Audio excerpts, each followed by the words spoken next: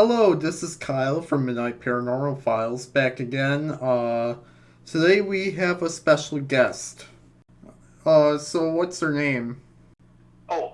My name's Steve, and I got into the paranormal because I had been working in a doctor's office, and some patients came in, and they were saying that they wanted to be checked out, and we did a full medical workup on them, and um, they were very reluctant to tell me why they had come in to be examined. And, it took a little, kind of going back and forth. And finally, they said that they had seen a UFO over a nuclear power plant. And so that gave me a kind of a line to investigate. And we checked all the health issues that might be associated with that. And they came up with a clean bill of health. And at the end of the exam, the patient said, well, if my eyes are okay, what do you think happened? And I said, well, I think you saw something. You're very earnest in your descriptions. All of your tests have come back negative as far as anything health-wise. So I said, I genuinely, believe that you saw something, but we'll let the doctor look at the data, and the doctor did. The doctor didn't find anything wrong. And a few months later, another patient came in and said, I don't want to tell you why I'm here. And I half jokingly said, oh, was it a UFO over the nuclear plant? And they got really quiet and went pale as a ghost. And yeah, how did you know? So, again, did another exam, and the patient came back, that clean bill of health. And, you hear that from one or two people, you can be skeptical. But over the course of 5 years that I worked in that area, I heard that story 23 different times. And it was all the same details, and it was all in the same location, although it was at different times. So when you have 23 people telling you the same story, you have to look at that in a very different light than with one or two people. Multiple people over a long period of time, it just bears a lot more weight. And I suddenly asked myself, what have I found here? This is something that's kind of unique. I've worked in medicine for a long time, and I've never heard this anywhere else. This kind of like a unique find here. So, So I started looking into. Oh, I'm sorry. Go ahead. oh no, I'm sorry. I was gonna ask you, what do these UFOs look like? Did they ever say what they look like over the? Um, the description was kind of a classic saucer, from what I heard. There were minor variations in the descriptions. Some said that they were more lit up. Others said that they weren't as lit up. But it was an essentially kind of a classic saucer shape, and it was just kind of an incredible thing to have happen. To get all of these people kind of giving a similar description, similar event over a very long period of time, at least 5 years. Interesting. Is there like is that all the descriptions or just a few of them? But two of one. The interesting thing is that all of them were within a couple hundred yards of the nuclear plant. But there were two instances where they were close to the nuclear plant, but not directly in the direct proximity, but they were close. And it's just like I said, it just, when you start to hear these descriptions over and over and over again, and from different people of all different backgrounds, and people who are trained observers, multiple witnesses, it becomes hard to be skeptical at that point. You think that there is something going on, and what that something is, I don't know, but to me, when you hear that, it bears investigation, and that's what kind of drew me to start to look into these things, at least in the area that I'm in. Okay. I got a really good question actually. Documenting the unknown. How did you come up with the name for that? Well, the thing is this, is that I really feel that that this experience kind of showed me that there are people who have these experiences that they're not sure what happened, and they are kind of left adrift, and you can't really talk to people about it because people will think you're crazy, because these are unusual and unknown events. So my thought is that if you take the time to document what is actually happening to the person, you get a thorough description, and then you investigate it with scientific methods. And the wonderful thing is we live in an age where a lot of stuff can be investigated. You can look on a website and you can tell if something's a plane or a star. You can tell if it's a weather balloon. A lot of that data is tracked now. So my thought is if we document it and we put it out on the web, then you can connect with other people, and you would be able to understand that, hey, I saw something, and you may not know, but the guy down the street may have seen it too, but you're probably not going to talk about it unless there's some way to bring those people together. And that was kind of the idea behind the website, was to get these stories that are primarily local stories out into the public, and to get people talking about that. So aside from the website, we do live events, and we go to libraries and things like that, and we talk about the events that have been happening with other people, with the hopes that we would be able to pull other people in and document their stories and bring people together in a community where people understand that you can have experiences that aren't easy to explain, things that are unknown, and you can share that, and it takes a lot of the burden off of you. Interesting. So your specialty is like more into like cryptids and UFOs? Currently, right now, we're doing investigations primarily with UFOs, a few Bigfoot sightings. There tends to be, at least where I'm currently at, just north of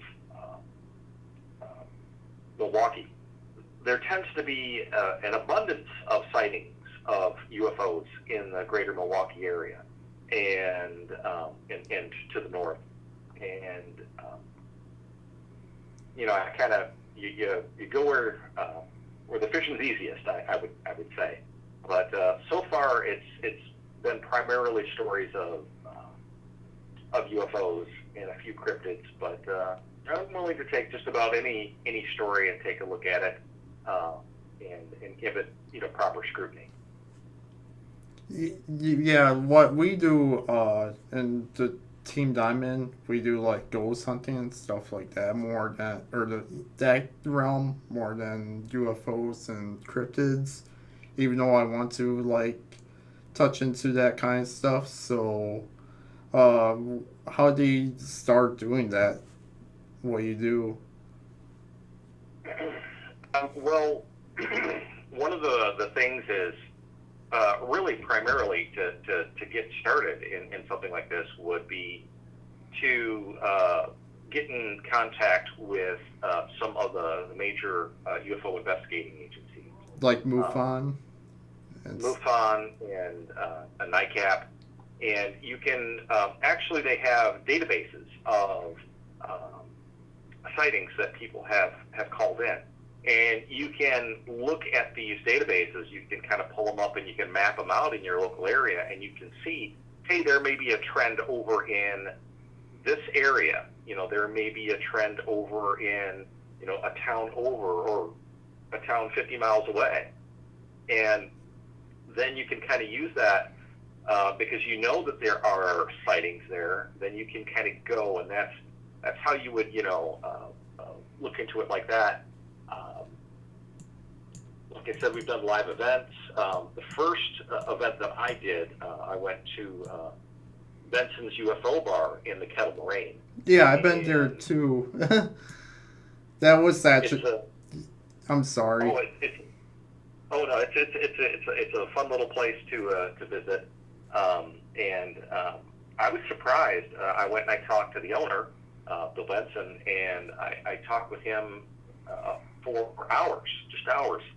And I said, you know, so Bill, I'm interested in some of these stories, you know, that you have coming in here. Would you mind if I interview people? I'm like, you want my card?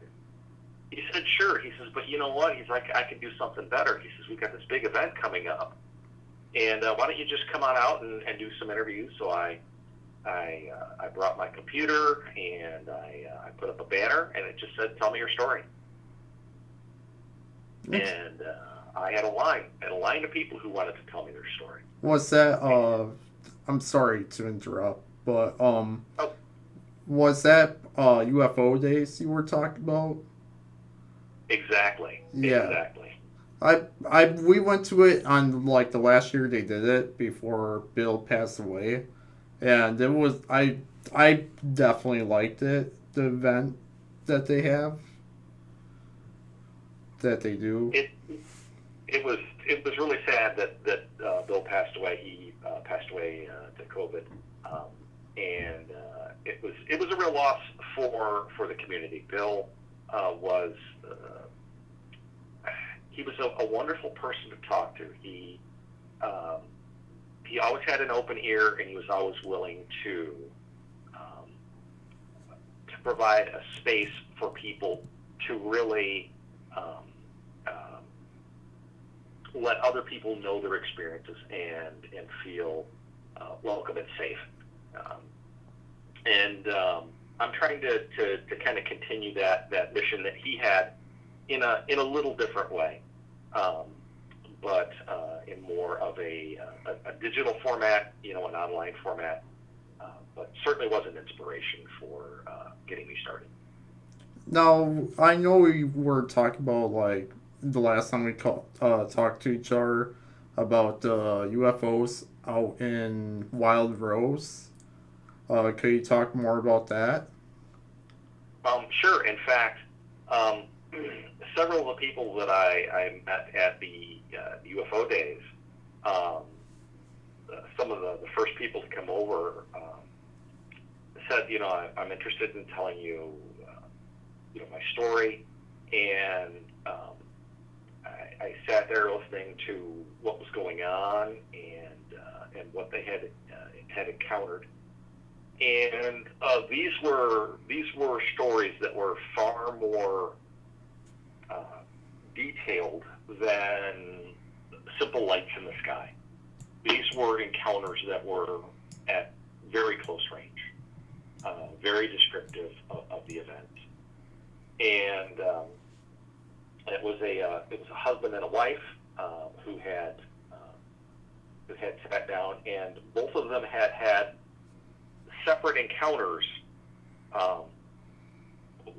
Each had an encounter apart from one another, and they had a encounter together, and they've had encounters with other people. And you know, when you think, wow, okay, when you get multiple witnesses looking at something, you know, that's a great way to you can sit people down and you can try and pull out the details of their story, and it makes it very easy to to determine if someone is fabricating a story. When you've got multiple people, they're all telling the same story, and you start to pull on the threads of the details, and you see if they fray. And it didn't happen. They were very honest people, and very very forthright, and very willing to answer questions, take me out to the places where they had the encounters, and through talking with them and kind of working through that, they would say, well, such and such, his aunt had seen something out in the field, back in the 1960s. Like, oh, okay, so now we're starting to establish there's a history of this. And like, oh yeah, my buddy, he had an encounter over by the county line. My friend had an encounter up in Plover, and from just that casual contact, I was able to pull 19 stories out of the Wild Rose. Wow. So what were like some of the things that they saw out in the sky in Wild Rose? The stories, the oldest story I have right now goes back to the 1960s, and there seems to be a greater variety in the types of sightings that are near Wild Rose. One of the most recent sightings was a little over a year ago, and it was a young man, approximately 16 years old, and his grandmother. Grandmother was driving him home, and he was looking out the window, and he saw these lights that were hovering over a field, and the lights were bright like the sodium lights, that you would see like a movie premiere or a spotlight, and they were really, really bright, and they were in a line, and that line started to shift in the sky, and it shifted from horizontal to vertical, as if it were a single object moving from 0 degrees to 90 degrees. And he had been watching these really bright lights, and he was trying to understand what they were, because there were 5 of them, and they were large. If you were to equate the length of this object, it'd be like the length of an aircraft carrier. Is there a our stories you want to talk about? I'm sorry, what was that? Is there any other stories you want to talk about? Like, oh yeah, there was another sighting that was less than a mile and a half from that one, and there was a gentleman who was coming home from hunting, and a very, very bright light flew directly over top of his car. And he said that the light was so bright as it went over that he could actually see the buff marks in the paint on his hood. And he was, he pulled over to the side of the road thinking that he was, potentially being, looked at by a helicopter from above, but he said that the light was just so, he says it was just so tremendous he couldn't figure out how they had put that bright light on a helicopter. And so he pulled over to kind of get out and look up at what he assumed was a helicopter, but then he realized that there was no noise. And when he stopped and he looked off in the distance, because the light continued to move away from the car, he looked up, and it was a standard saucer-shaped craft that was 300 yards across, that landed in a field, actually had contact with the ground, and he described it as having a series of multicolored lights along the top of it. and that the light was emanating from the underbelly of the saucer. And he said these little landing struts produced from the bottom of the craft. It landed there, and he watched it for about 15 minutes. And when he finally kind of came to his senses, he says, you know, I've got to go grab my wife. I got to show her this. This is incredible. And as he went towards his house, he noticed that the multicolored lights that had been on the top of the craft were now down, and they were moving through the fields, and the fields were in kind of a thick fog, and he could see the different multicolored lights as they were in individual colors of light that were moving through the fog. And by the time he got home and got back, it was gone. And his wife had an encounter approximately 3/4 of a mile from that area just a year later. So with the, I don't know if you ever went to Elmwood, Wisconsin before, but have you ever been there? I have been to Elmwood. I have been to their UFO days as well. And there's a festival there. When I went there, unfortunately, I got there a little later on in the day. I wasn't able to collect any stories. However, I did go on their bus tour, and I did talk with a gentleman who's had several encounters there. And the bus tour actually kind of goes through Elmwood and describes the various places that have had documented encounters. In fact, there were 2 documented encounters by a police officer in that town. Yeah, I've personally been there also. I was gonna make a documentary about the town and the UFOs that have been there, but I just didn't get a chance to really work on it that much yet, so that's still up in the air.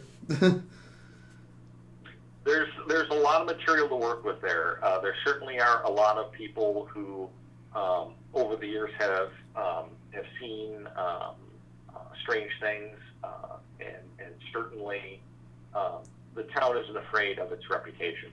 So it would be very easy for you to go into town and get people to tell you their story. And this is probably going to be my last question, but that one town, was it called Belleville? They have an UFO festival or something. I personally never been to it, and I was wondering how that one is like, if you ever been to that. You know, I haven't. It's funny that you mentioned that. I haven't been to Belleville yet. Usually, their UFO days is usually on Halloween, and Halloween's kind of a big to-do in my house, so we tend to be a little distracted at that time of year. Makes it a little bit harder to get out and get off into the hinterlands to those festivals. But that is something on my agenda for the upcoming year. Okay. There might be one more question in there that I forgot to ask you. Have you ever heard of Monsteropolis? Or not Monsteropolis, but Small Town Monsters? I think I sent you a link for that. Yeah. Small Town Monsters, great outfit, very creative people, very good at tracking down information that has been, in some cases, long forgotten. Their material is always a pleasure to watch, and certainly well worth checking out. Yeah, I checked out their documentaries also, and I find them I cannot speak today, fascinating or whatever, because of, like, probably one of my favorite ones is probably either the Chestnut Ridge or the Beast of Bray Road with because I actually met Linda Godfrey over at my local library because she was here as a guest speaker in my town. So, which was really cool to see. I think that Linda is an absolute treasure for Wisconsin. She's been working on dogman and cryptid stuff since, gosh, the mid '80s, if I remember correctly. And I think that she's done a great job as far as documenting a lot of that. In fact, I believe she is if not an author, a co-author on the Weird Wisconsin book. Yes, I actually have that on my desk right now as we speak.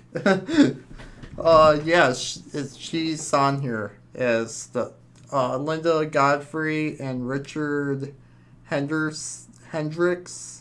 Yeah, Hendricks. I'm reading it upside down. And that's a great little book to read, because the thing that I always tell people is that the world is stranger than you can know or imagine, and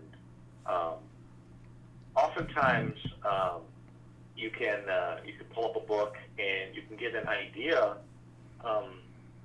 that you live in an area that has these things that are going on, and of course, some of that is myth and legend, but at the heart of every myth and legend, there tends to be a kernel of truth. And I always tell people, don't be afraid to look in the dark, because you know what, you might just find something there that's really interesting. And one more person that I also follow, I guess, with their books or whatever, which I follow this person a lot more than Linda, is Chad Lewis. Chad does a great job of now speaking. I know that he is really working hard. I've seen at least 5 or 6 of his presentations. Unfortunately, I haven't been able to meet with him directly. I have sent him a few emails and we've talked very briefly. But yeah, he's getting out there and he's doing the legwork too. And that's the thing, that there's more than enough of this stuff to go around as far as investigating and looking at. There's probably something that's weird or unusual that's happened in your community or the community that's right next door. And with just a little bit of digging, you can find something that's not only historical, but interesting and entertaining. But again, I'm not doing it necessarily just for the entertainment value, but I really do feel that when we start to tell our stories of the things that we've seen, that we make a bigger, broader, stronger community for people to come out and talk about their experiences that they might not know how to deal with or categorize. Yeah, I actually talked to Chad Lewis in person, like up in Point, actually, at their library. He was a guest speaker there, and I actually got a bunch of my books autographed by him because I've been kind of like following him since he made a Wisconsin Road Guide to Haunted Locations back in 2004, and I was like a kid at the time, and I found that book fascinating even to this day. So I was hoping he would do a lot more states besides the ones he did already, because it's a really good book. If you're interested in kind of a newer book, John Simay made a paperback called UFOs of the Kickapoo, which has to deal with the kind of southwestern portion of the state, just before you hit the driftless area, and very, very interesting read. Certainly, lots of good stories there. Okay, that's I might have to keep that in mind. So I guess that we could probably call this quits or whatever for the podcast. Do you want to shout out to your social media or anything like that for people to follow that?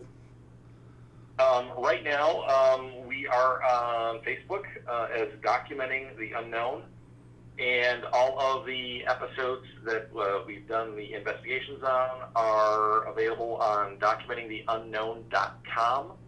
Hopefully, when we get up to 10 episodes, we'll turn it into a podcast and hopefully get some more information out there. It's been a little challenging this year due to some health issues. But yeah, we're getting back into getting out into the field and doing interviews and investigations and things like that. But yeah, you can reach me again on Facebook at Documenting the Unknown or on the webpage.